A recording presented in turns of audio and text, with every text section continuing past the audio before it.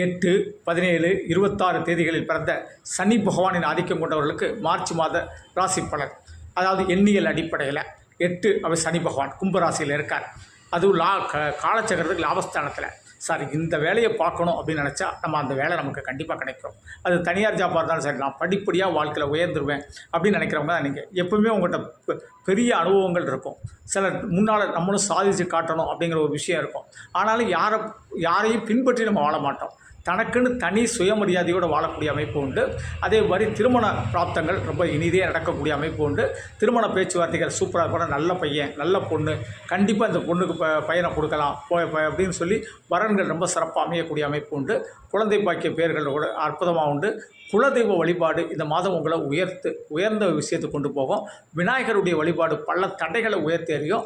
நல்ல லாபம் சம்பாதிக்க பண்ணலாம். வெளிநாடு செல்லக்கூடிய அமைப்பு கொண்டு பாஸ்போர்ட் விசாக்கள்லாம் எடுக்கலாம். வெளிநாட்டில் குடியுரிமை